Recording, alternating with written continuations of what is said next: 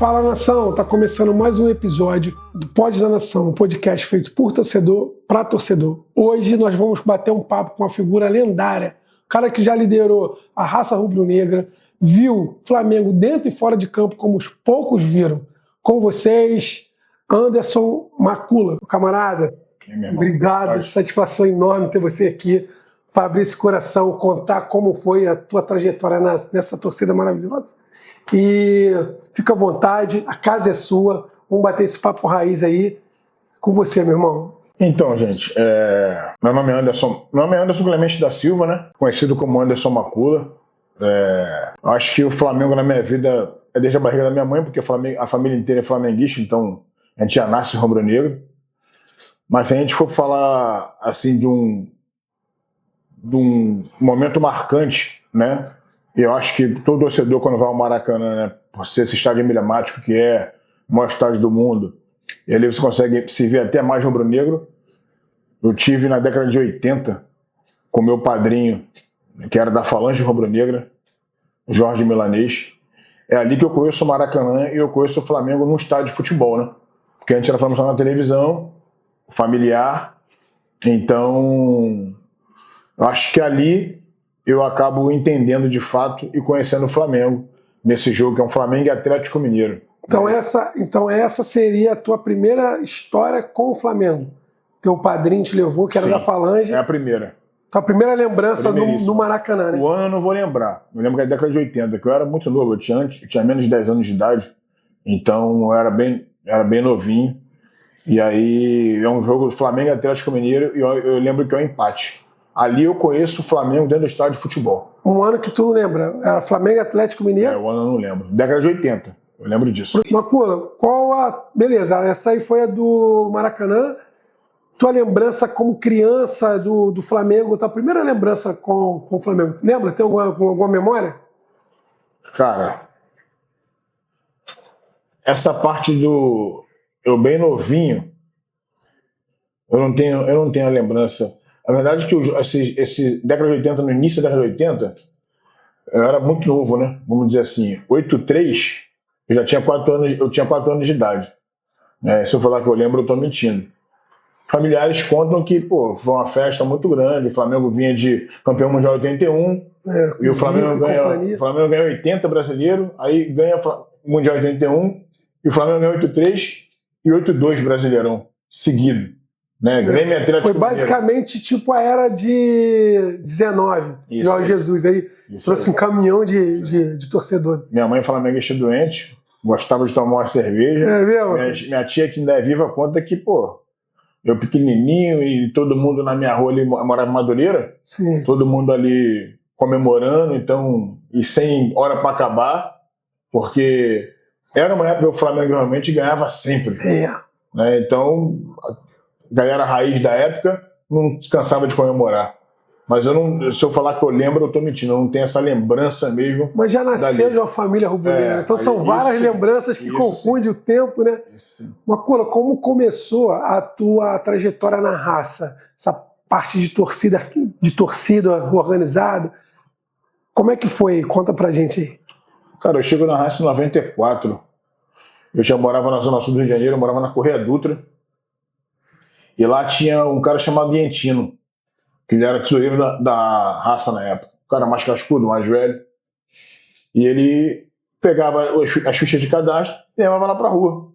Eles tinham um barzinho lá, número 9, Barra do 9. Ainda existe lá? Ainda existe. E o meu prédio era o número 9. Então do lado do meu prédio é o bar. Sim. E a galera parava ali, naquele bar ali. E aí, um belo dia, o Antino chegou, aí, molecada, todo mundo novinho, 15, 14 anos, todo mundo cadastrando na raça. E uma galera, não tinha mais de 15 cadastrando. E a gente ali, escrevendo o nome ali, dando pra ele o cadastro. Eu lembro que eu subi, peguei uma foto 3x4, desci, entreguei. E meu compadre Sandrinho, meu compadre Rafael, que tem um nome até, o apelido dele é o contrário do meu. Eu sou Macula e ele é Lacomar. No carteiro tinha nenhum TTK, né? Então era o contrário. Aí, geral, esse cara geral fez a carteirinha. E ali eu começo a frequentar as reuniões, que é da raça Zona Sul, no Largo do Machado. Sim. Bom, acho que é até hoje no Largo do Machado. Sim, acho que é até hoje mesmo. E aí eu começo a frequentar as reuniões, e começo a gostar. E vou num jogo. Isso, final de 94, eu vou num jogo do Brasileirão. Aí eu, Sandrinho, todo mundo molecada junto com o Entino, na época tinha o Gustavo também, tinha o Léo, os caras mais velhos da raça, Sim. dali. Cara, eu vou nesse jogo e quando eu chego no Maracanã, a raça te encanta, mano. A raça é encantadora. Não é porque eu sou da raça, não, mas a raça é diferente. Porque uma torcida que é voltada para arquibancada, uma torcida que é voltada para apoiar o Flamengo incondicionalmente. A raça tinha a tradição das bandeiras entrando, então quando tu vê que a bandeira entrar no Maracanã, e entra na época, entrava 70, 80 bandeiras do bambu, uma de cada vez, os caras chamando. Se você não é rubro-negro, pô, então é encantador. Eu lembro que eu quase não olhei pro jogo. Eu só olhava pra raça. Cara, ficou encantada, né? Não, mas encanta. Só e essa foi a primeira vez que você foi pro arquibancada com eu já adolescente, ali eu com 15 anos de idade, pô. Caraca, e de lá pra cá? De lá pra cá, eu lembro que naquela época ali, poucos jogos eu faltei. Caraca, que sendo que quando eu falo assim, irmão, agora eu vou me dedicar. É no ano seguinte, é em 95. Aí no ano seguinte eu me dedico mesmo, que aí eu passo a frequentar a sede, que é na Evaristo da Veiga, que é perto da minha casa, dá pra ir andando, pô, do Catete para Evaristo da Veiga. No passeio ali, tinha um parceiro meu chamado Marcelo DGL, que hoje é da Urubuzada. Ah, é? Ele é um dos fundadores da Urubuzada, ele, por sinal. Pô, manda um recado pra ele aí, faz o convite pra ele bater. Marcelão, aqui tá em casa, hein? Aqui é podcast da nação. Marcelão, vem aí, ó, traz aí. Tá convidado, hein? Morava na Glória, na Cândido Mendes, com o Marcelo, e ele já trabalhava na sede. Então era época de sair do colégio e ir pra sede. Matar a aula também e ir pra sede. Tinha jeito. Porque a gente começa a ficar muito envolvido, Rafael. E eu sei como muito envolvido, é jogo quarto e domingo, caravana que quer fazer parte, entendeu? Sendo que ali eu sou integrante ainda, não sou nem monitor da Zona Sul. Na época o monitor da Zona Sul era Pica-Pau e o Marcelo. Pica-Pau e o Marcelo. Era o Marcelo? Ou era o Marcelo ou era um rapaz, uma mulher que tinha que chamar de Chimbica. É mesmo, isso aí em 95. Isso, 95. O Pica-Pau você que era o monitor. Agora o outro monitor, que sempre são dois, não sei se era o DGL ou se era o Chimbica, os dois monitores. E aí é quando eu começo a frequentar mesmo e me envolver de fato, ir para jogos, começar a viajar, né? E aí ali eu tô iniciando mesmo a trajetória dentro da raça rubro-negra. Legal, né? E essa época confronto, briga e cobrança, e a raça é legal porque acho que só quem entra ali, mano, vê a galera cantando, batucando, é um negócio de louco mesmo. Me diz uma coisa, Macula, uma lembrança que você tem assim, de um sufoco que você passou junto com a torcida. Pode ser antes de ser presidente ou como a presidência. Me traz aí uma lembrança de um perrengue que você falou, caraca, meu irmão, o que eu tô fazendo aqui? Vou morrer? Ou alguma coisa parecida com isso aí? Cara, acho que tem duas lembranças minhas de torcida que são um pouco diferentes, né? Mas são duas que é marcante. Para mim a final de 95. O gol de barriga do Renato. Porque ali, de fato, é o jogo que eu tô fardado de raça, né? Primeira final, eu como integrante da raça. Porque eu não tinha 94. Foi o ano que a gente passou. Sim. Né? Eu vou pro Maracanã já depois do meado do ano. Então, um ano que só teve cumprir tabela. O Flamengo não foi campeão em 94. De nada, né? De nada.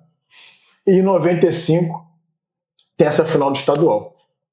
E eu não gosto nem na arquibancada, tá?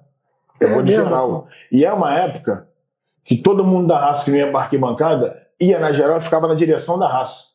Fazia como se fosse a continuação, né? A continuação. Pô, que bacana. Baixada, a galera da Baixada, que eu lembro que eu encontro ali. E, cara, um jogo que tu abraça todo mundo, porque quando o Flamengo empata, né? Tu abraça todo mundo, tu já grita campeão, E a gente não esperava nunca aquele terceiro gol do Renato de barriga. Pô, uma no finalzinho sorte, do né? jogo. Sorte. A gente tá gritando campeão, pô, já. Naquele momento. A gente sentiu um gostinho. Depois a gente sentiu o gostinho que o Vasco sentiu com o gol do Pet. Isso aí. Gol do, se eu não me engano, foi. Estadual também foi do Léo Moura. Que eu acho que o Wallace sobe de cabeça no finalzinho, bate na trave, sei lá, o goleiro pega, o Léo Moura vai. Foi 1-1, né? A gente tá perdendo. E aí E aí é um jogo que marca porque, né, de uma forma negativa, porque a gente perde o título, mas é um jogo que ali eu tô mais inserido mesmo como integrante, de organizada, né, com várias pessoas ali envolvidas naquele processo. Que pena que foi uma derrota. Macula, conta aí pra gente um perrengue, uma viagem, um sufoco que tu passou assim, que tu lembre. Conta aí pra gente aí, sufoco. Tu vai lembrar, lembra do Flamengo e Palmeiras que a gente perde pros caras na final? Ali é semifinal da Copa do Brasil, que a gente perde 4-2 com o Atiço da mole. Sim. Toma o quarto gol pela esquerda, porque o Atiço deu mole nesse quarto gol. Entregou a paçoca. Ali é a Copa do Brasil, semifinal, a gente perde ali. E tinha o nosso ônibus, Centro, Zona Sul e Tijuca, que na época tinha sintonia muito forte. Zona Sul, Tijuca e Centro. Sim. E tava as 3 regiões no ônibus só. O nosso ônibus desgarra do nosso comboio, porque o ônibus quebrou. Saíram quantos ônibus daqui? Em 19 ônibus, pô. Só da raça. Muita gente. E o nosso ônibus quebra. E aí a gente, no caso, tinha o diretor, na época tinha o Lula, de diretor, e tinha o Quidão, que é um cara da Vila da Penha, velha guarda, um cara que eu tenho o maior respeito, me ensinou muita coisa em torcida. E Vitinho da Tijuca também já era diretor, eu era monitor nessa época. E eles decidem que a gente ia avançar para o jogo, mesmo chegando no jogo atrasado. Então quebrou tipo Queluz com Segunda Cidade de São Paulo, não quebrou muito aqui já no Rio de Janeiro. E a gente segue viagem. Largou o ônibus e foram... Não, fomos no ônibus, o piloto consertar o ônibus. Sim, só descolou do pilotão. A gente chega no estádio, eu lembro que a gente na Marginal Tietê, o Flamengo mete o segundo gol. 2-1 pro Flamengo. Vocês ainda a gente tá classificado, pô. A gente vibrando. Classificado ali. Se eu não me engano, foi 4-2 Palmeiras esse jogo, sim. Depois a gente procura saber, mas eu sei que o jogo é esse. Copa do Brasil, o Palmeiras desclassifica o Flamengo. Quando a gente chega na porta do estádio, o Flamengo toma o quarto gol. Parque Antártico? Parque Antártico. Parque Antártico era sufoco, era um fosso. Palmeiras classificado. Caraca. Aí, mano, desce do ônibus. Pegando todo mundo, Rafael. É mesmo. Povão, palmeirense normal. Viramos uma towner do palmeirense. Viraram a towner? Caraca. Tinha um bar muito lendário. Meu irmão, e aí? De um coroa palmeirense, que era em frente ao Parque Antártica. A gente quebra esse bar todo, pô. Eu lembro que o Arestou, na época, o Arestou joga uma cadeira. Imagina aquelas estandes de bebida. Tudo bonitinho. Várias. O Arestou joga uma cadeira. Presentes dos outros. O Arestou joga uma cadeira.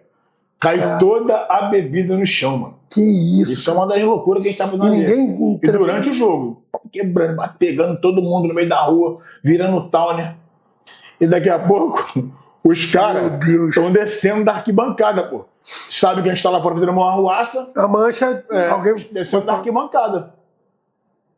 Desce da arquibancada, a gente continua ali, trocação, o nego saindo do estádio, vibrando, Palmeiras, a gente pegando. Mano, daqui a pouco os caras descem da arquibancada. Pô, a gente, o ônibus desceu, foi mais de 3 mil pessoas da mancha, pô.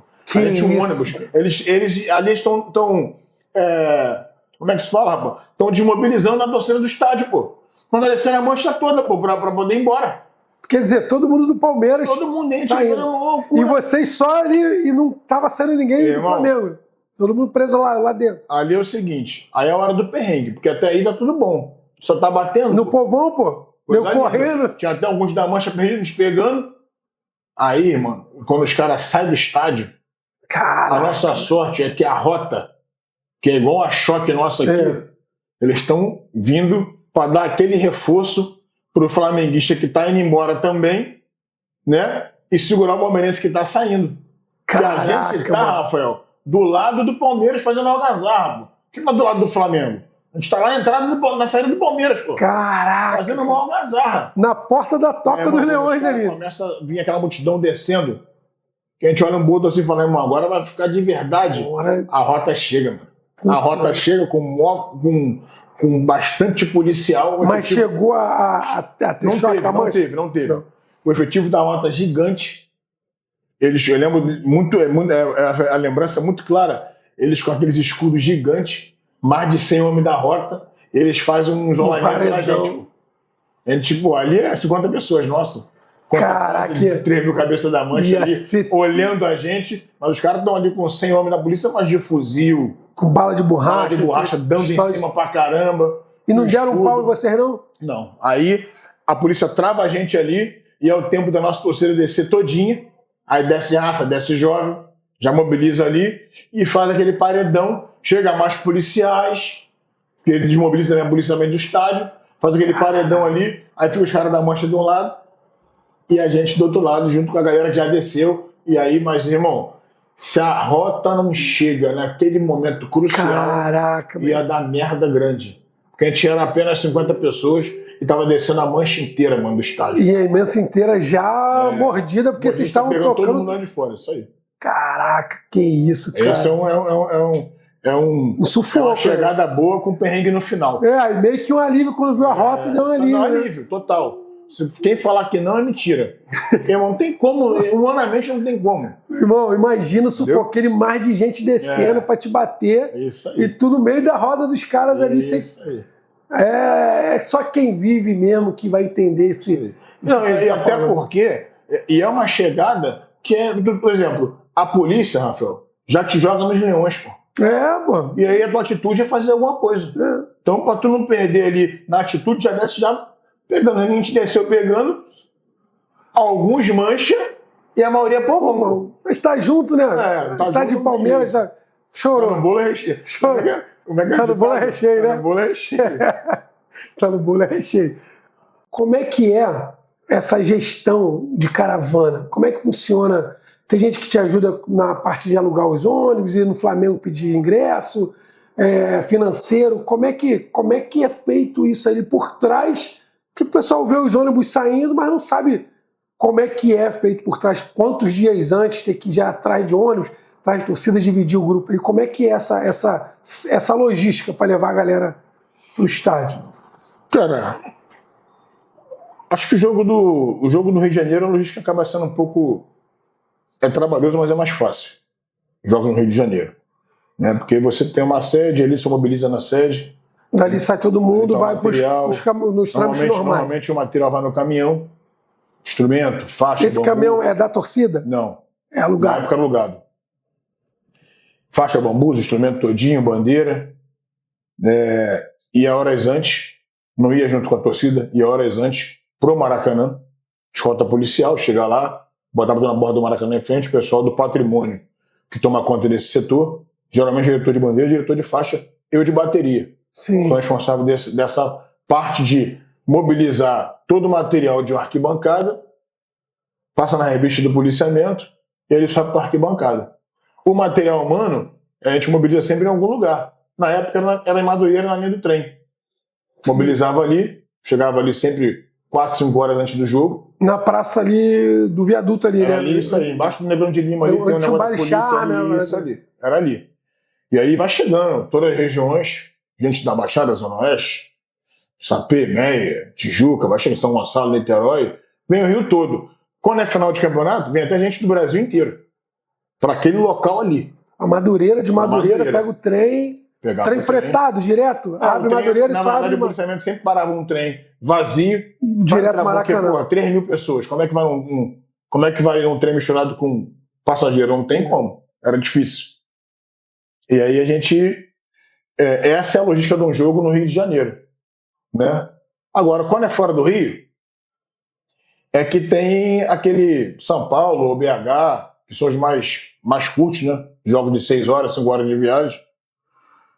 O diretor de caravana, ele entra em contato com a empresa de ônibus, já freta o ônibus. Sim, então o papel dele é só organizar o ônibus. Ele ali já está com todo o pessoal que vai viajar recolhe documento dias antes, para poder ir à empresa de ônibus, né? E aí faz uma mobilização, concentração, sempre bastante horas antes do jogo, antes dos jogos. A gente sempre bota assim, jogo 4 horas da tarde, a gente concentra na sede 10 horas da noite, às vezes tem um evento na sede, bota para atrair, maneiro, para passar o tempo, né? Para poder sair 5, 6 horas da manhã, porque jogos em Minas Gerais não é complicado, o policiamento não te leva para o estádio direto. Tem aquela escolta, fica rodando com o time, parece que faz de sacanagem para tu não chegar no jogo. Essa é a grande verdade. Minas é complicado. Então, se não chegar bem cedo, já nem jogo vê. Já aconteceu a gente chegar em Minas Gerais e não entrar no estádio, pô. É mesmo? Não entrar no estádio, já aconteceu. E chegaram antes? E chegamos antes. Ficou rodando com a gente lá, revista, um monte de coisa, e a gente não chega, pô. E vai embora. Ou seja, tu perdeu tempo, dinheiro com ingresso. E não assistiu o jogo. Não assistiu o jogo. Pô, é revoltante. E já teve também jogos em São Paulo, que a gente chegou cedo e só entrou no jogo no segundo tempo. Pelo menos o sistema do policiamento, demorar contigo, ficar naquela onda ali. Enfim. Parece que a polícia faz proposital, né, cara? Eu lembro uma vez, a gente foi Flamengo e Atlético Mineiro também, eu acho, se não me engano, em Minas. Sufoco danado, não era contra a galocura, e os policiais jogando cavalo para pisar no pé, e eles entravam e saíam, o ralou no cantinho, e a porrada comendo, e eles ali, e depois que viu que estava magoado, mas em pé, aí eles abriram de novo, mas sentia que a polícia forçava, tipo assim, protegia os caras e sufoco na gente. Mas Minas são bem barristas, mano. Minas o policiamento. São Paulo, mas eu acho que é mais tranquilo, eu acho que por ser maior, deve vir policial de tudo quanto é área, e ele leva a gente ali deixa entrar, né? Então essa parte de organização tem cada setor tem. A torcida é composta pelo presidente, vice-presidente, diretor-geral, tesoureiro, diretor de caravana, diretor de patrimônio, diretor de bateria, aí tem o social.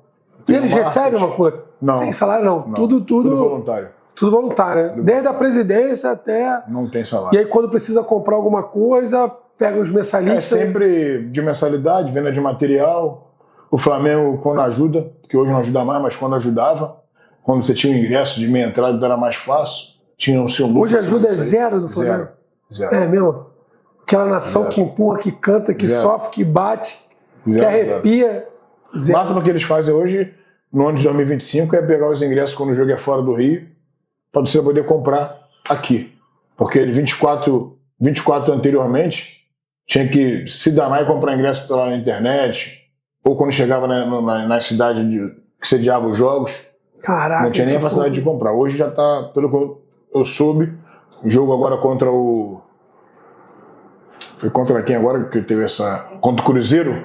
Sim. Eu soube que o Flamengo trouxe os ingressos para cá, as pessoas não conseguiram comprar. Legal, né? Tem alguma arroba, algum pix que aí quem quiser ajudar a torcida doar, fazer alguma coisa? A torcida, na verdade, ela tem um cadastramento de sócio, né? Que ali o cara acaba se cadastrando, vira mensalista, ele já ajuda quem para a torcida. Eu vou até, de repente, no final procurar aqui saber o contato direto da pessoa, porque tem um responsável só para isso, fazer carteirinha, recolher dinheiro dos sócios, tem esse responsável. Né? Não tem diretamente uma rede social para isso, não. Tem hoje um responsável direto. Tá, a gente bota aqui, produção, depois eu vou pegar com ele, a gente põe aqui, arroba aqui, disso aqui, para quem quiser ajudar, mesmo alguém quiser fazer uma doação, entra em contato, vai estar aqui embaixo, tá? Macula, pô, que legal, cara. Então, assim, esclarecendo essa galera aí que acompanha a gente, os bastidores, né, da torcida. Aí você fica de 95... Né, como presidente? Não. De 2005?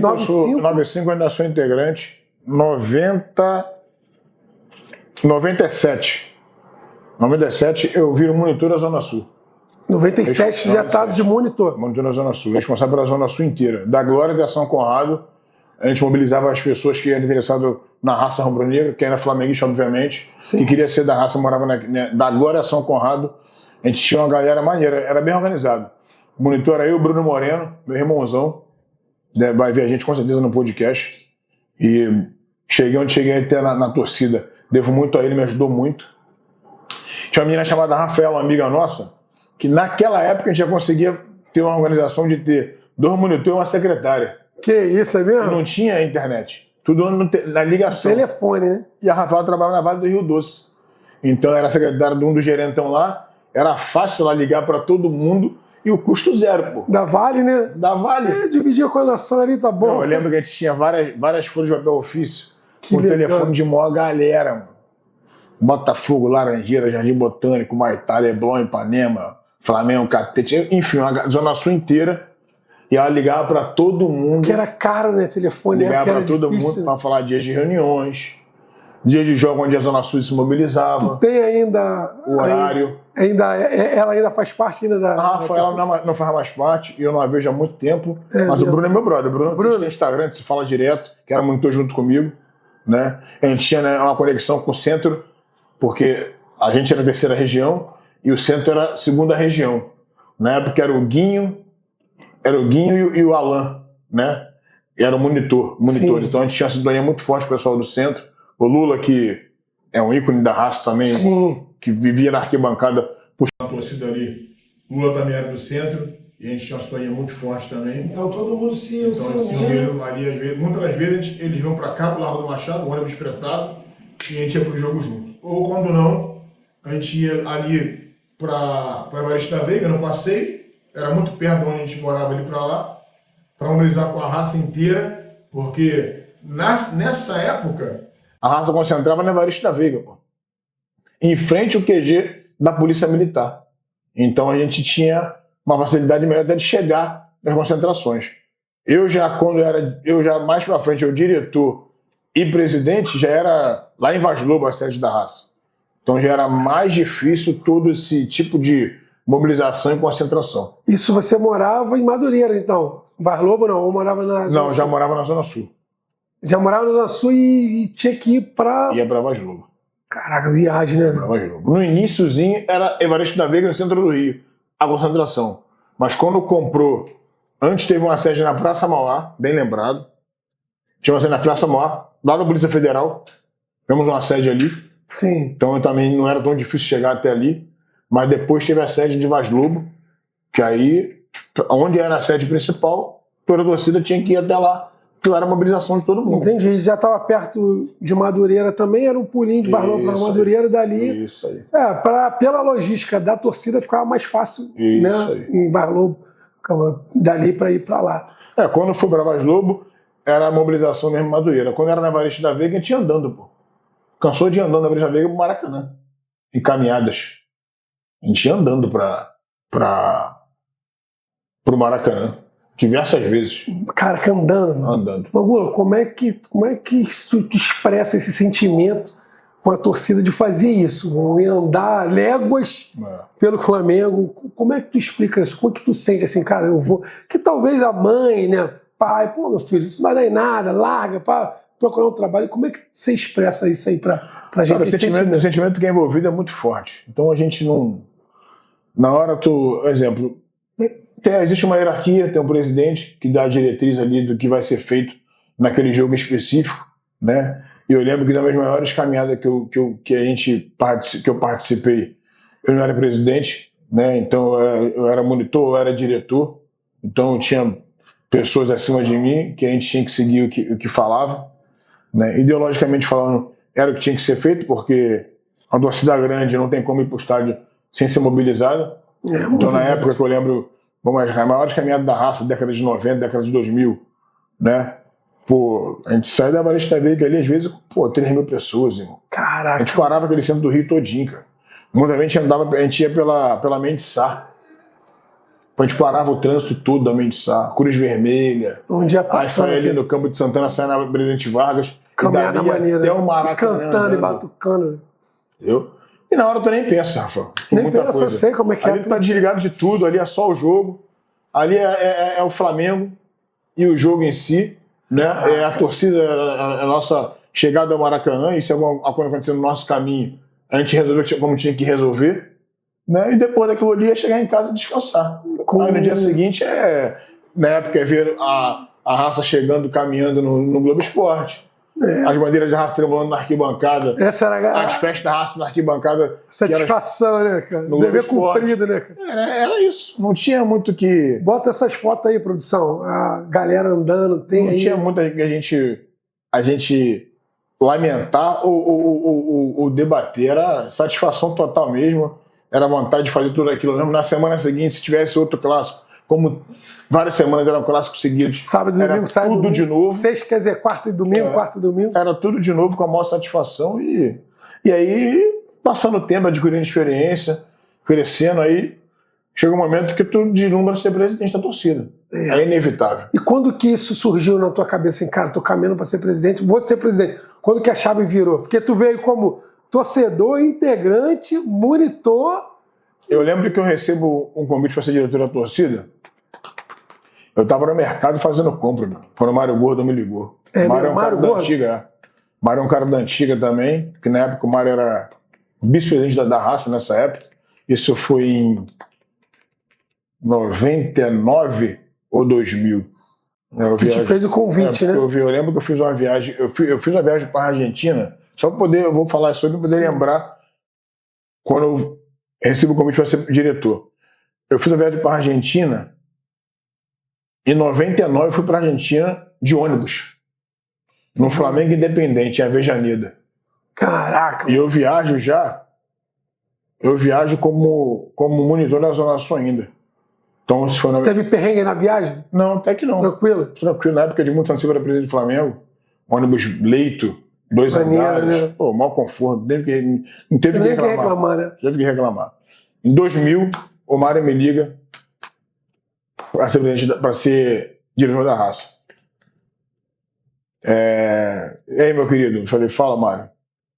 Vai na sede de segunda-feira que tem reunião de diretoria e tem o nome de diretor da torcida. Caraca, que legal, assim, né? É mesmo. Assim. Aí ali já não tô nem... no mercado a compra já ficou até indiferente. É mesmo? Já me emocionei na época, eu lembro. Que feliz legal, pra caramba, cara. Que eu fiquei. Porque tu acaba galgando, tu acaba sonhando e vai chegando nessa oportunidade, tu vai abraçando e quando tu tá totalmente envolvido. E depois que eu viro diretor, vários empregos foram ficando para trás. E o que quando, beleza, assumiu a diretoria, o que te trouxe de bom esse cargo? Ou tá dentro da torcida ali, o que ele trouxe de bom para a tua vida pessoal, sem ser do Flamengo? O Flamengo te trouxe ali, a torcida te trouxe reconhecimento, e o que ela te trouxe de bom na tua vida pessoal? Ali? Pessoal, vou ser bem sincero pra você, não trouxe nada. Nada? Pessoal, eu perdi emprego. É mesmo? Vários. É mesmo? Vários. Namoros. Foram vários embora, que nem uma mulher ia entender. Ficar final de semana dentro de casa, ou achar que vai no McDonald's com o teu namorado e tu se organizando pro jogo. Poder voltar. Porque um clássico, tu volta que hora pra casa? Não tem. Então, às vezes, na segunda-feira que ia falar, pô. Ia na casa poder falar. E já tava de cara feio, entendeu? Caraca. Então, namoros foram perdidos, empregos foram números perdidos. Segundo grau, eu terminei aos trancos e barrancos. Tudo aos trancos e barrancos. Por quê, meu irmão? Como é que tu pega um Flamengo e Independente uma semana viajando, pô? Aula, que trabalho vai sustentar? Esse eu lembro que especificamente eu trabalhava na de Santini. É mesmo? Eu era vendedor de sapato na de Santini. Esse Flamengo Independente. Quando surge, teve uma viagem, Não, esse não. Eu fui... Essa eu trabalhava lá no Catete, numa delicatesse. Dona Elcia era patroa. Uma semana sumido. Aí eu falei pra Dona Elcia assim, Dona, vou ter que fazer uma viagem. Eu falei, mas pra onde? Eu falei, vou viajar com o Flamengo. Ela, Anderson, isso é o trabalho. Eu falei, é uma oportunidade que eu tenho, eu nunca conheci outro país. Fui convocado, eu quero ir nessa viagem. Se a senhora puder entender, porque eu lembro que uma amiga da minha mãe que arrumou esse emprego pra mim. Eu tô comunicando, tô pedindo, né? Eu trabalhava com ela na casa. A Leila era empregada dela na casa dela. Entendi. Aí te indicou, filho de uma amiga minha, que é precisando trabalhar. Aí eu comuniquei, trabalhei nesse dia, no dia seguinte eu não voltei porque eu ia viajar. Essa foi uma das... E quando voltou, 7 dias depois... Quando eu voltei, a dona Elsa era gente boa. Quando eu voltei, o emprego estava lá. É mesmo? Botaram no meu lugar na época, eu lembro. E lá a gente trabalhava com sanduíche a metro, sanduíches naturais, maneiro. Eu lembro que o BNDES era um cliente dela muito forte. Fazia várias entregas do BNDES na época. E aí, nesse emprego eu voltei, o emprego estava lá. Coisa linda. Aí teve uma... Lembra da Copa dos Campeões? Que era no Nordeste? Sim. Ficava um mês no Nordeste. Torcida, tudo. Teve a de 2000, teve a de 2002, que a gente foi campeão. 2002 não. Fomos campeão em 2001. 2001 fomos campeão. Sim. 2001 é o gol do Pet. Ponto. Sim. É o gol do Pet.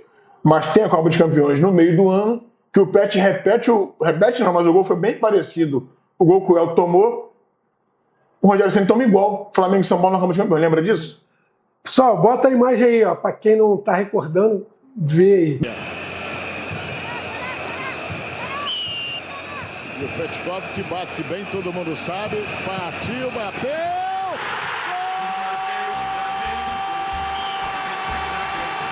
No início do ano, estadual, o Flamengo é o gol do Pet, o gol épico, que é um dos gols mais emocionantes da minha vida. A gente estava perdendo de 2-1. Da minha vida. Quer dizer, ganhando de 2-1. Até o gol do Gabigol em 2019, o gol do Pet era mais emocionante da minha vida. Eu nunca vi nada, não senti uma emoção maior do gol do Pet. O gol do Pet foi. Com a camisa do Flamengo. Aí o Alessandro no banco. Petkovic pra falta, cobrança!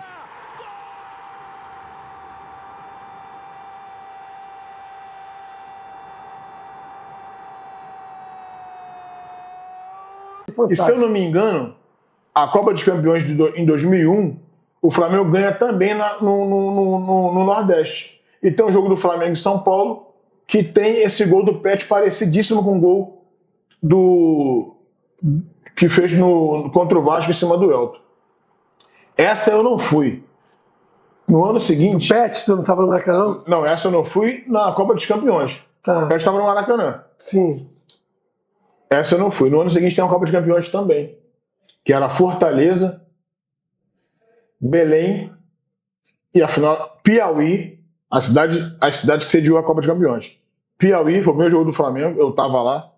Do Piauí a gente vai para Fortaleza, passo quase 20 dias em Fortaleza, e a final seria em Belém. Caraca. O Flamengo perde para o Cruzeiro em Fortaleza, então não vai para a final.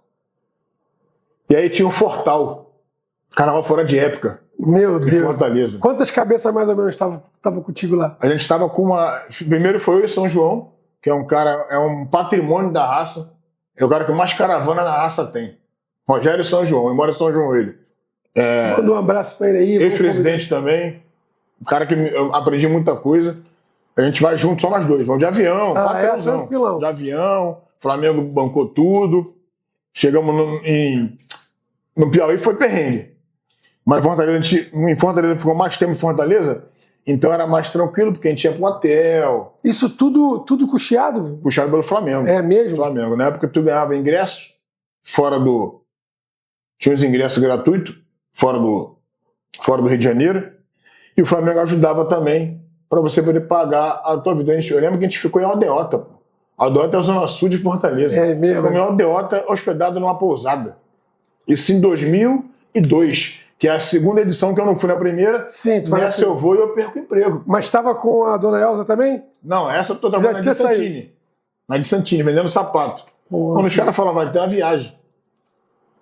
Igual do ano passado. Eu falei, tá, essa eu tô fora nunca.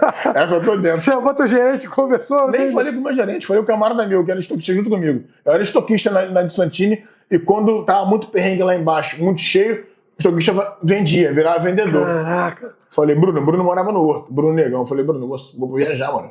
Pra onde? Vou pra Argentina. Que isso, rapaz, tá maluco? Falei, vou, pô. Não fui, minto. Vou pra Copa do Nordeste. Vou pra Copa do Nordeste. É um mês. Não fui ano passado, vou esse ano. É um mês fora de casa. Um mês fora de casa, mas é um mês em vários estados do Nordeste. Flamengo jogando. Pô, eu tenho uma vaga pra me poder ir, não vou deixar de ir nessa viagem. Não, e porque aí a diretoria ia, ficava, as caravanas iam e voltavam, né? Não, na verdade. Em cada jogo. Na verdade, nessa Copa dos Campeões em específico, você... Eram três estados que sediavam a Copa de Campeões. Sim. Essa que eu fui. Piauí, Fortaleza e Belém. Só ia para Belém quem chegasse na final. Sim, o Flamengo não chegou Não chegou. Primeiro foi eu e São João. Fomos pro Piauí, do Piauí fomos para Fortaleza. Depois chegou o Aristeu, em Fortaleza. Também era diretor, né? Diretor de sede na época. Sim. E na semifinal, Flamengo e Cruzeiro, em Fortaleza, chega uma van, pô. E o Mário Gordo responsável dessa van, com 15 cabeças. Os caras vieram do Rio de Janeiro, foram de van até Fortaleza. 48 horas numa van. Meu irmão, é muito Levaram um sufoco, bandeirão. né? Gigante o bandeirão que eles levaram, conseguiram levar. Que legal. Foi muito irado essa viagem. Porque a ideia era, se a gente passa do Flamengo e Cruzeiro, Ia pra final. para Belém, com a quantidade de pessoas maiores, para fazer uma festa maneira na arquibancada. O Flamengo perde pro Cruzeiro, e aí a gente, chateado, triste, daqui a pouco alguma alma fala assim, irmão, tem Fortal na cidade. Carnaval fora de época. Caraca, cara. Ivete, chiclete com banana. Ivete da banda Eva ainda, cara. Que isso, cara. Pô, O cara quer mais uns 2, 3 dias lá? Eu lembro que eu falei assim, irmão, eu não vou embora, não. Tu falou, mano? O Mário, não, então vamos ficar aí mais 2 dias. A gente ficou mais 2 dias em Fortaleza, pegando esse carnaval fora de época, pô, zoando pra caramba. Que maneiro, cara. Flamengo perdeu, aí depois a gente volta pra casa. E eu lembro que todo mundo voltou de van. Até quem foi de avião, que no caso eu e o São João fomos de avião, voltamos na van também pro Rio de Janeiro. Mas é uma viagem marcante mesmo, nessa minha caminhada toda, por ter perdido o emprego, né? Por ter conhecido algumas cidades do Nordeste, por ter... O lado bom pro sol, né? Muita viagem, né? Muitas baianinhas, né? Isso é o preço que a raça dá. A raça dá esse preço de conhecer Brasil todo, América do Sul inteira. Não ficou nenhum filho lá perdido no rubro-negro lá não, né, Marcos? Não. Tem certeza? Tem certeza? Que eu saiba, não. Carioca, cheio de gíria, pá. Ficou não. Presidente da torcida. Ficou não, mas a gente zoou muito. Se Que divertiu maneiro, bastante. cara. E tem alguma resenha assim com jogador, com time, alguma coisa que você viveu assim, por causa da torcida? Pô, na viagem tal, ficamos junto com eles, alguma história de algum jogador que te marcou? Cara, tem várias histórias com jogadores. Tem umas de cobrança, quando a gente ia cobrar na Gávea principalmente. Tem uma que é muito marcante. E de resenha, o Júnior Baiano era um cara que era fora de série. É mesmo, cara? O Júnior Baiano era fenomenal. O Júnior Baiano, todo jogo que a gente chegava em qualquer estado do Brasil, e ele no Flamengo, ele descia lá para falar com a galera. É mesmo? Perguntava se estava precisando de alguma coisa, se estava com algum perrengue, se tivesse algum perrengue, ele, do bolso dele ajudava. Que maneiro, cara. O Júnior Baiano é fora de série, fora da curva. Caraca. Era um cara que tinha realmente ele entendia o que a gente passava para chegar até ali no jogo. Enquanto o jogador ia de avião, com todo o conforto merecido, porque o cara é um atleta. Então o trabalho dele, ia né? de qualquer maneira. Pô, ele se já fomos de avião, cara. Já fomos de carro, já fomos de ônibus, já fomos de ônibus alugado, ônibus de rodoviário, e para chegar no estádio um perrengue fora de série. Sim. Entendeu? Então, o Júnior Baiano era um jogador que eu lembro. Jogador Júnior Baiano e treinador Luxemburgo. Luxemburgo, eu lembro de um jogo que a gente chegou. Flamengo e Atlético Mineiro chegou em Minas Gerais. Flamengo e Atlético Mineiro. Ele passa pela gente no salgão, pergunta, galera, todo mundo já almoçou? Professor, né? Professor. Já almoçaram? Já almoçaram? Não almoçamos, não. Então todo mundo almoçava lá com os jogadores. Que legal, cara. Porque o Luxemburgo não tinha diretor técnico, não tinha ninguém, né? Ele era o tipo. Ele era o responsável. A liderança ali. Eu lembro que ele pega. E ele é rubro-negro, né, cara? Ele pega todo mundo e bota pra almoçar lá no restaurante do hotel, com os jogadores ali. A gente almoça numa boa, depois a gente vai embora, pega os ingressos e vai pro estádio. Então, treinador Luxemburgo, jogador Júnior Baiano, que é marcante. Como é que é a organização para ir cobrar na Gávea? Hoje em dia parou um pouco, tá mais no ninho. Como é que é, meu irmão? O Flamengo não tá jogando nada. Um liga pro outro, vamos lá amanhã, reúne a diretoria. Ou tem alguma coisa meio que do próprio time político mandando, dando alô? Pô, vamos dar... Acontece alguma coisa assim, não? Então, acho que eu participei, que são históricas, por sinal. Eu participei de 2 históricas. E as 2 são na Gávea. Uma eu era moleque, na época eu era monitor da Zona Sul, A gente marca na sede do centro. Essa repercutiu muito. A presidência manda mensagem, marca na sede e da sede vai Marca pagar. no centro. Isso vem da presidência? Isso aí. Ou da torcida Vem da fazendo presidência. pressão para a presidência aí? Da presidência. Já vem da presidência. A gente marca no centro, na sede Batista Veiga, e vai para Gávea. Tu vai lembrar, esse ano específico, justamente é o ano que a gente quase é rebaixado. Juninho Paulista, Juan surgindo, Pet, Júlio César goleiro voando. É aquela que os caras, o moleque nosso, deu até uma porrada no Júlio César. Júlio César é o único que tinha que apanhar no Júlio César. Que fechava o gol, prata da casa, tinha que ser tocado. Mas um moleque nosso doidão dá uma porrada no Júlio César. Puta essa aí que tu vai lembrar disso. Sim, pô. Passa até hoje na televisão. E até hoje Isso aí. bota. Sabe como é que a gente entrou na Gávea? Tinha uma obra, pô, naquela parte do jockey. Então o portão ali era aberto. Sim. Ali tinha uma obra. Caraca. Ninguém nem esperava que a gente ia surgir ali, pô. A gente surge no meio da obra, parece até um filme. Pô, se tu pegar o vídeo todo... Pega aí, produção, cata esse vídeo aí e bota. A gente surge no meio da obra, com madeira, com lona. A gente já passou. E os caras treinando, meu irmão, os caras saem Quando voado. vê, meu irmão. Juninho Paulista teve crise nervosa, se cagou todinho. É mesmo, cara. Todo. Teve diarreia mesmo? na hora, Juninho Paulista. Tem um jogador que eu não lembro o nome, que ele pula o muro da Gávea e vai parar lá na Cobal. Que Pulou o isso, muro, cara? Pulou o muro. Só fica no campo o Gringo, o Pet, perdido, Não sabia nem por onde correr, Perdido. com medo. e o Júlio César, para desenrolar. Os que ficaram no campo. Na verdade, não. É os que entraram no vestiário E depois e saíram. depois saíram para conversar. E nessa daí, o moleque nosso doidão dá um soco no Júlio César. Não foi nem um soco. Mas tentou agredir A mídia ele, né? pegou, tentando agredir o Júlio César, que não tinha que ser agredido de forma alguma. E, infelizmente, aconteceu. Mas essa foi a que repercutiu bem. Caraca. E aí, depois... Isso era monitor, né? Era muito. A gente, como torcedor, vai entender que sempre depois da cobrança tem melhoras. E a comissão técnica dos jogadores falam que não.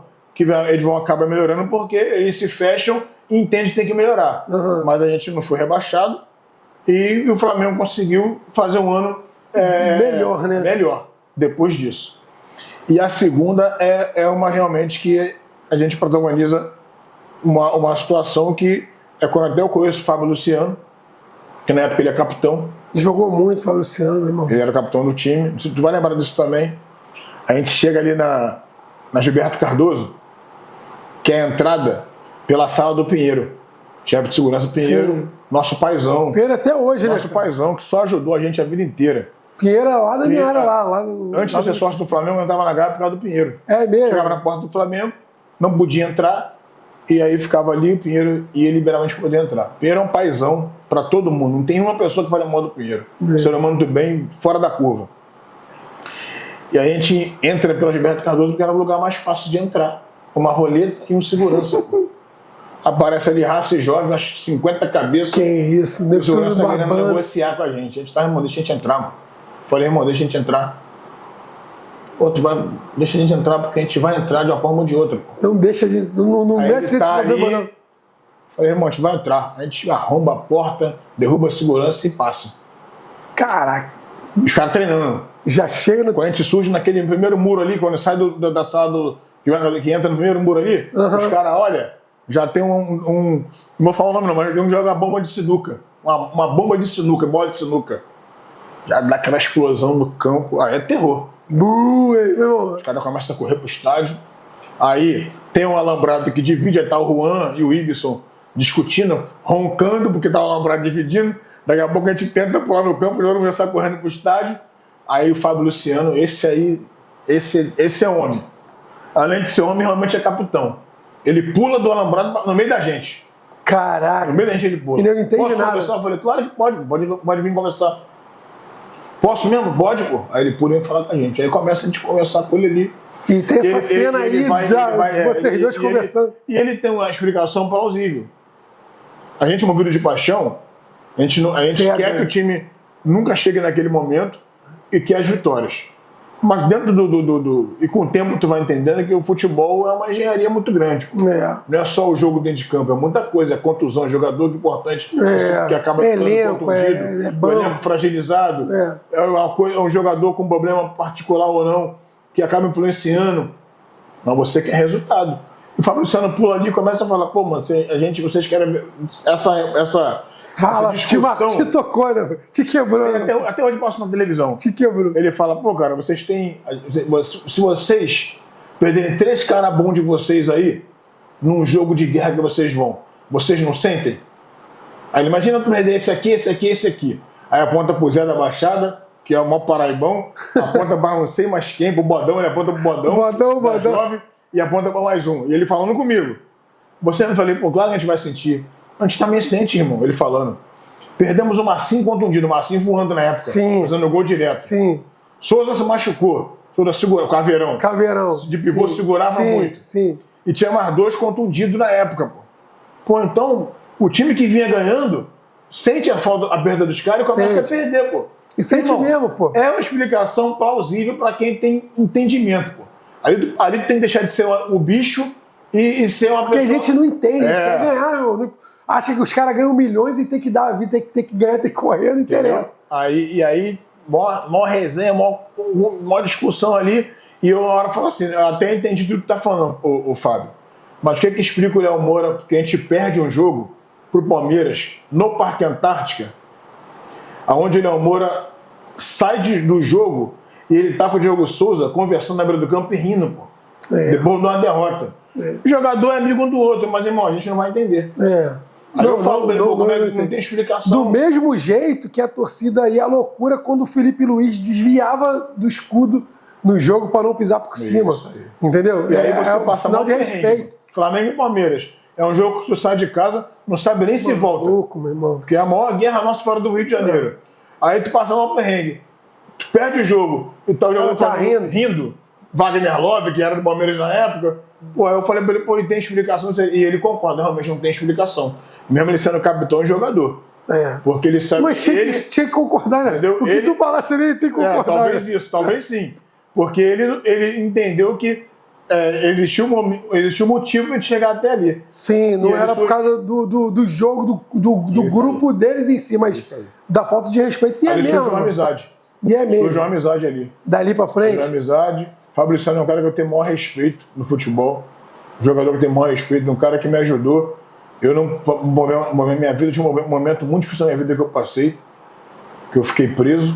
Ele te ajudou. E esse cara mandou pra minha casa na cesta básica. A gente vai chegar nessa história aí que você ficou preso. Fábio Luciano, te agradecer aí, te fazer um convite para vir aqui, teu amigo, que é o podcast da nação, feito para a nação, e a gente precisa entender, escutar o lado de vocês, do que passa quando vê, 50 cabeças babando, querendo cobrar, e como que o capitão, como o nosso amigo aqui falou, se comportou, pulou, foi lá cara a cara. Então aí fica o convite, um dia quiser vir, as portas estão abertas.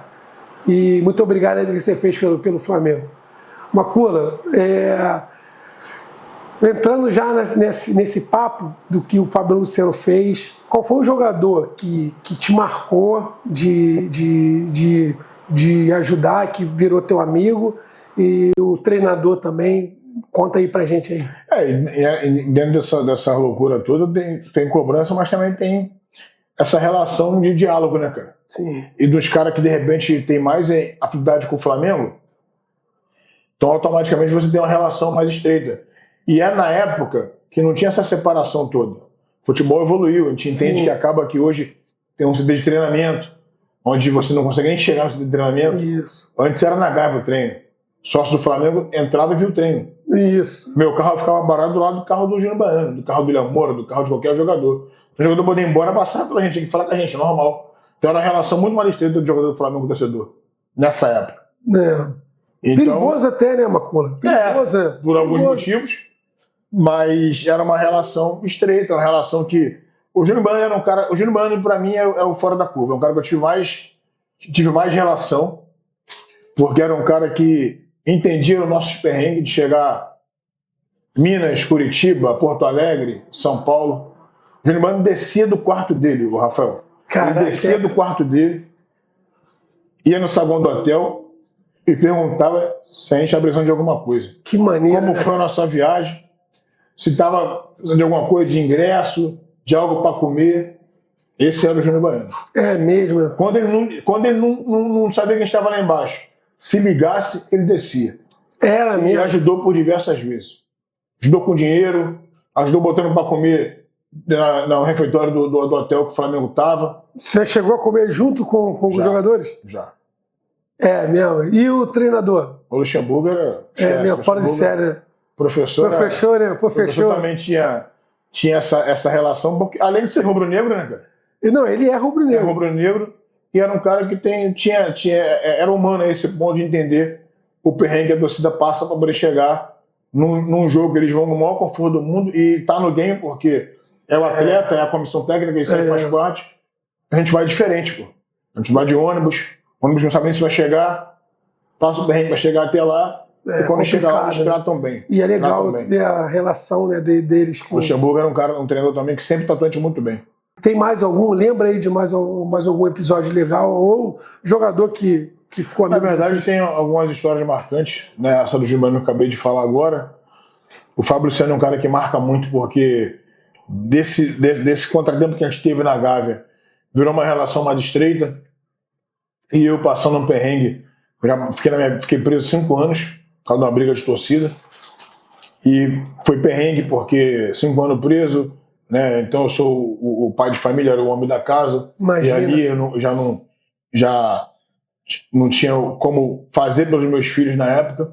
Então alguns amigos que ajudavam, obviamente, que ficou na frente da torcida, na época da Dário presidente, ele que ajudava muito a minha família. Caramba! E o Fábio Luciano, quando soube da situação, mandou assistir para minha casa. Então é um cara que, quando ele sabe da situação e ele entende no que ele pode ajudar, eu acho que a minha família ser ajudada por ele não tem preço, né? Porque eu não queria dinheiro nessa época, né? Eu queria algo para meus filhos. Então ele manda pra minha casa uma cesta básica e dali realmente é um cara que eu sou muito grato pro resto da vida. E depois eu saio, a gente consegue ter contato e virou uma amizade. Que uma bacana, relação, né? Que a gente se fala até hoje. Eu sempre vejo ele no programa, parabenizo, vejo foto dele com a família, rede social, sempre comento, porque é um cara do bem, um cara humano que virou amigo realmente. Que bacana. E ele não era cria do Flamengo. Não era. Vestiu a camisa do capitão. capitão. Não fez a diferença. Só chamo ele de capitão. Eu acho que ele parou cedo, cara. Se ele continua no outro ano, ele vai ser coroado, né? Eu acho que ele parou muito cedo. Parabenizado de alguns jogadores que a gente também, na época, o Ibson surgindo no Flamengo, saindo da base profissional, o pai do Ibson era um cara que conversava muito com a gente. Que legal, né? Esqueci o nome do pai do Ibson, cara. Esqueci o nome dele. A produção vai colocar aqui, o pai do Ibson. A gente ficava vendo o treino, do lado de fora. E o pai ali torcendo, ali, ficou amigo. Trocava a maior ideia com a gente. Maior ideia, maior resenha o Coroa. Que legal, maior cara. resenha. E o Ibson da base, né? E eu lembro que um dia ele convidou a gente para o aniversário do Ibson. Que legal. E o Ibson já era profissional, já Era tinha profissional. estourado? Bacana, hein? Lá em Niterói que nós fomos. Niterói é São Gonçalo, agora eu não lembro. E foi eu e o Vitinho representando a raça. Pô, chegou lá... Maneiro, uma recepção. Família do cara, amigos, a gente também no meio ali, sendo bem tratado. Compartilhando aquele momento do aniversário do cara, né? A gente comandou de arquibancada. E ali virou ali um momento de família, né, cara? Você vê que... Agora, Macula, é impressionante, né? Isso tudo começou lá na molecada, com um amigo trazendo as fichinhas, você virando membro, presidente, olha o que te proporciona, né? E hoje a gente está aqui podendo contar essa história aí para todo mundo, para essa nação maravilhosa. E ficou preso, infelizmente, né? Você ficou 5 anos. Fiquei 5 anos preso. Aí, pô, escutando provavelmente o jogo no radinho, não, ali no sufoco. Não, mas se bem que em algumas cadeias que eu passei tinha televisão. Via legal. Agora, e quem era? Na cadeia é uma loucura, mano, futebol. Muito eu imagino como é que é tu preso ali, flamenguista doente, às vezes teu amigo de cena vascaíno. Eu encontrei nego da Yang, pô. Tem um cara da Yang que virou meu amigo, pô. O Lando é meu amigo. De aniversário do meu filho e aniversário da filha dele. E a gente já teve problema na rua. Cadê um lugar de sofrimento? Não tem espaço para rivalidade. E aí você convive todo dia com o cara. E tu chegou lá, deu de cara com ele? Não, quando eu cheguei lá, ele chegou lá, eu já tava. Ah, tu já ia aí quando ele entrou. A história é maneira, vou contar. A história é maravilhosa. Eles vão 13 deles presos. 13 da Yang. Tu já tava preso? Eu já preso. e responsável da cadeia, pô. Tipo assim, já o monitor, Minha vida de já era o criança me acompanha. presidente da cela. Cheguei na cadeia com 4 meses, eu era responsável da cadeia. Caraca. Eu era o 02 da cadeia, tinha o 01 lá, e aí o cara da minha cela me chama pra ser, junto com ele, responsável da cadeia. Aí eu virei o cara que saía pra falar com o diretor, pra servir cantina pros presos, enfim. E quando eles chegam presos, eles estão numa triagem. No Bangu 10, que era um lugar que quando o cara vai preso, o cara primeiro vai para esse local, faz uma triagem para depois ir pro presídio. Sim. Uns saem em aliança de custódia e outros seguem pro regime. Quando eles chegam no regime... Chegou ele mais quantos? Ele mais 12. Quando eles chegam lá na triagem, eles descobrem que pra onde eles vão, cara, tá uma o voz da cadeia é uma cura da raça. Eles contaram a história. Porque junto com os 13, vem um que é meu amigo, que é um hamburgão que mora Hamburgão mora em Mesquita. Sim. É parceiro, amigo de baile funk da época, então a gente já se conhecia. E o hamburgão, aí eu lembro que o guarda fala assim, pô, mano, os caras estão vindo aí, mas os caras estão meio escaldados de vir, porque, pô, tu tá aqui, o chefe de segurança da cadeia me tira na minha série e vem conversar comigo sobre a situação, pô. Pra não ter problema lá dentro. Os caras vão chegar aqui, eu falei, pô, meu chefe, aqui é um lugar de briga de torcida, pô. Não, chefe, aqui é outra parada, pô. Tranquilo. Deixa os caras chegarem. Pode ficar à vontade, pá. Porque os caras estão escaldados, estão meio receosos. Tô com medo. E o hamburgão falou pra mim assim, mano, eu tô falando pros caras, que é tranquilão, pô. Só que os caras não estão acreditando. Mas o hamburgão é um, os caras são 13. Tinha 12 que eram da torcida rival que nem me conhecia, pô. E tinha briga aqui fora. Então, entendeu? assim, agora que eu pego ele. Aí quando chegaram lá, cara, eu lembro que 5 ficaram na minha cela e uns 7, eram 13. E a tua cela tinha quantos? Já de torcida, não? Não, porque tu era o responsável, tu era tinha torcida ou não, tu era o cara. 120 pessoas na minha Caraca, chegaram 5 deles só. Aí chegou 5 deles lá. E o hamburgão junto com eles. Aí já quebrou o gelo, o hamburgão me abraçando, trocando ideia. Pá. E veio mais 4 que eu não conhecia. O Léo Med é antigão de Yang Flu, já conhecia de rua, o Léo. Caraca. Hoje aprende a Yang é o Léo, atualmente. E a gente tem até uma relação maneira, que a gente fez amizade na cadeia. Mas o Lander, que não estava na minha cela, que estava em outra cela, que nesse momento ali em Japeri, que é uma cadeia que a gente nem se falava direito, o Lander vai para outra cela, que o Lander eu venho virar amigo do Lander, de todos que passou por lá, o Lander talvez hoje é o cara que tem mais relação. Caraca, que legal, né? E era o que provavelmente tinha mais preocupação o Lander contigo. A gente já teve rivalidade na rua. Caraca. O Renan é um paraibão também, que depois virou amigo também, mas já teve problema na rua já. E aí o Lander, eu não tenho muito contato com o Lander lá em Japeri, e tem uma transferência. Aí eles chegam, se instalam, a gente faz uma conexão. Uma resenha, viu? Como vamos ficar tranquilo. Se vê, se fala, não tem nada. Pode te contar a história como é que foi com o Lander. Quando tem uma transferência, dali para Bangu, eu vou primeiro. E depois o Lander vai depois. E o Lander cai na minha cela. Caraca, cara. Mas o gelo tá quebrado já. Já tava tranquilo. E aí é o dia a dia. Aí é todo dia, mano.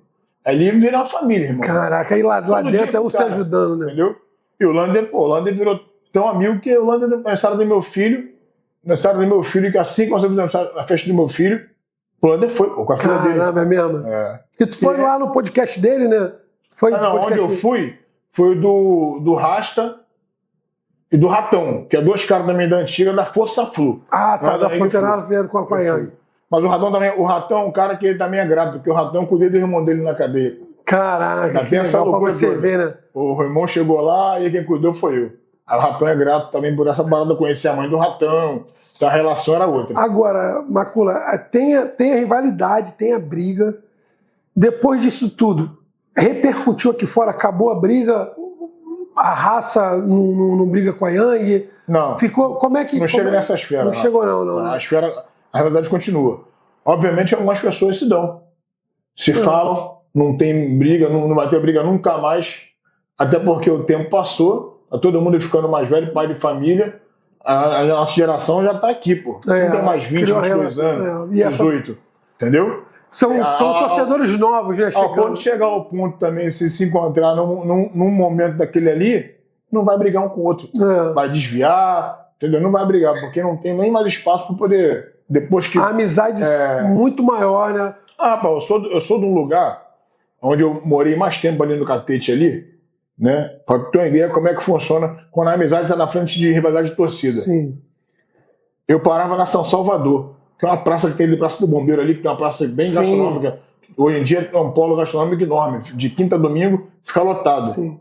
E tinha a galera de baile funk da época, lá do lado B e tudo mais. Não era qual lado? Lado B. Lado B? Lado B. Onde eu morava também era lado B. Lá na Praça Salvador tinha um cara chamado Donal. Que é um cara da Yang Flu brabo, pô. Playboy brabo. Mas meu amigo antes de torcida organizada. Então, chegou um momento, deu o presidente da raça, puxando a raça inteira, ele é um dos caras da Yang, a gente sabia dividir normal. A nossa amizade era muito maior do que a rivalidade, né? Chegou uma vez deles passarem no Bellini, caraca, pra arrumar problema, e eu ali sentado no Bellini. Caraca, daqui a pouco ia começar o quebra-pau. Aí eu estou de sacanagem. Qual foi, irmão? Eles gingando para outros e passou batido e não teve nada. Depois a gente chegar na área depois, pô, e contar a história como se... Caraca, e a pessoa não entende. Nunca botamos briga de torcida na frente da nossa amizade ali, nossa Salvador. E tinha vários da Yang, tem o Gutinho, Donal, Cepacol, tudo em Yang Flu. Eu, raça, tinha amigo ali que era TJB. Mas ali a gente é amigo ali antes de torcida organizada, então a gente não conseguiu confundir as coisas. Que legal, né? Tem espaço para isso quando a galera tem discernimento. Quando é um monte de maluco, aí confunde tudo. Não, mas é isso, é a fase maluco. Fase malucão, não conhece ninguém também, vai pra porrada, pra guerra, adrenalina. Mas aí, pô, tu conheceu o cara na cadeia, pô, é uma outra história de vida, é um negócio que se não se abraçar, os dois passam um perrengue junto, né? É um outro patamar. Aí você na cadeia, você sai 2 meses antes, é isso? Um mês antes, vai pra final a história da cadeia 2019. Vai dar filme essa história da cadeia. Agora vai dar filme. Cara, eu tomo uma sentença de 63. Eu tomei a sentença. Ou seja, eu tô sentenciado a 60 anos de cadeia. Caraca. 60 anos de cadeia. Para ir na semi-aberta. Eu teria que tirar 27 anos de cadeia para chegar na semi-aberta. 27 anos. Então eu nem sonhava em um dia que o Flamengo ia entrar na final da Libertadores e que muito bem ia para um jogo daquele. Eu não tinha esse sonho. Porque eu não sei quando é que eu vou embora, pô. Que isso, mano. Não tenho essa esperança de ir embora. E aí... 60 anos. 60 anos. E aí, dentro dessa loucura todinha, eu passo pelo júri popular, sou sentenciado, toco de advogado, e essa advogada que Deus enviou na minha vida é um anjo, doutora Cristiane. Ela consegue ir para a segunda instância e consegue uma absolvição. Até porque o meu processo tem várias aberrações de ilegalidade, e ela consegue quebrar. E aí, no julgamento da segunda instância, que é o promotor com o advogado, o promotor entende que a sentença do juiz foi pesada e errada, e quando o promotor lê aquilo, ele descredibiliza o que o juiz sentenciou. Caraca. Se não estiver falando besteira, é isso que acontece no julgamento de segunda instância. E essa mulher consegue me absolver e eu vou pra rua. Mas naquele campeonato em específico, eu tô assistindo o campeonato todinho. Na cadeia. E o Flamengo voando. Tô nem pensando. Não que passava vai chegar nem na pela final, tua cabeça que tu ia estar na final. Pô, meu irmão. E só pensava assim, pô, se eu tivesse solto, pô, se eu tivesse na rua, né? Só isso. Eu falei, irmão, quando acontece de eu ser julgado e ganhar a liberdade, eu só consigo vislumbrar que é 1 mês antes da final do campeonato. Caraca, o cara tá 5 anos preso. Pô, falei, quando sai, pensa em sair pra ir pro jogo. Deus é muito bom na minha vida, né? Que foi preso por causa do jogo. Aí cheguei na rua, TH, que é meu irmãozão também, tinha irmão de vida. O TH paga, eu saio na rua sem um tostão, cara, não tem nem dinheiro, pra nada. Aí o TH, vamos viajar, irmão. Vambora. Aí o TH paga a minha passagem. É mesmo, 2019. Que maneiro, né, cara? Como eu saio sem restrição nenhuma, eu consigo sair do país pra poder assistir o jogo. Caraca, que legal, Tem né? perrengue, tá? Perrengue por quê? A gente pega um avião pro Acre. E do Acre, A gente atravessa para Bolívia não. A gente atravessa para Bolívia. A primeira cidade depois do Acre é Bolívia, cara. Deixa eu lembrar. Eu sei que a gente chega do Acre, a gente atravessa para algum país, agora não lembro o nome do país qual é, para pegar o avião para poder ir pro Peru. Produção, sabe qual é que faz? Eu acho que é Bolívia, cara. Eu acho que é Bolívia, sim. Enfim, nessa triagem que a gente passa ali na fronteira, dá que eu não posso passar. Caraca, tu saiu do Brasil e lá... Sem restrição nenhuma, a Polícia Federal começa a saquear saquear todo mundo. Dá que eu tô com restrição, não posso passar. Pô, meu irmão, ligo para meu advogado, desesperado. Ô, doutor, eu tô aqui preso. Preso não, eu tô sem poder passar na fronteira, do indo pro jogo. Pô, a senhora sabe disso. Ela, calma. Ela vai no fórum. Mandou ofício? Não, ela foi no fórum, pô. Saiu de casa, foi no fórum. Ficamos quase 3 horas parados no local, pô. Pai do TH, eu, e TH, ainda bem que ela conseguiu resolver, né? Tony, vários amigos nossos, Rafael, a galera nossa boa pra caramba. Jereba também tava. Aí ela consegue resolver, eu passo. Caraca. Foi pro aquele jogo épico. Macula, a gente tá chegando no final, a gente tem resenha aí pra vida toda. Tem mesmo. Você vai voltar aqui mais vezes, você pode ter certeza. Você vai me contar aí da final 2019 na arquibancada. E hoje, como você tá em relação à torcida. Só que, pô, a gente está aqui, já tem matéria, tem muita resenha. Então, vamos deixar para a parte 2. Produção, traz aqui a camisa da Escola de Samba, que eu acho que está começando uma nova história do Macula aí nessa parte do samba. Aqui, ó, presentão pra gente. Ó. Esse é o nosso podcast Rubro Negro. Que isso, esse foi o nosso enredo desse ano. Falamos de Anastácia. Fomos bem, não. Esse ano não, mas vamos trabalhar para o ano que vem a gente ser melhor. Aí a raça Rubro Negro. Mas é um projeto bacana. Eu sou de família de sambista, então a oportunidade quando surgiu, a gente quis se aventurar. Estamos começando, né? A escola nova tem 4 anos de existência só. Agora é trabalhar para poder um dia chegar lá, pelo menos no grupo de acesso, se Deus quiser. O caminho é trilhado como você trilhou aí na raça, devagarzinho, vai chegando. Macula, dá um recado aí para essa rapaziada nova que está te assistindo. Fala o que você quiser, o espaço é todo teu, fica à vontade. Cara, eu costumo dizer que a gente, quando faz parte de uma organizada, né? E eu sou da raça rubro-negro, maior orgulho de ser da raça. Eu sou Macula por causa da raça. A gente é Flamengo 2 vezes, né, cara? A gente é Flamengo 2 vezes, essa é a grande verdade. Então, essa galera que gosta mesmo do Flamengo, gosta de ir para estádio, não existe outro lugar que não seja torcida organizada. Acho que a geração de hoje ela vem com outro viés, mas é importante ir para a arquibancada poder torcer, para cantar. Esquece o telefone, esquece a selfie. A arquibancada é o lugar de cantar 90 minutos, impulsionar o Flamengo 90 minutos, para poder o Flamengo ganhar o jogo ou ser campeão. E é uma experiência única na minha vida. É muito importante para mim ter passado em arquibancada, feito parte da raça rubro-negra até hoje. A raça me formou como homem praticamente. A raça me deu muita experiência positiva na minha vida, muitas positivas. E as negativas foi eu que procurei através da raça, porque a raça é um CNPJ, não dá experiência negativa para ninguém.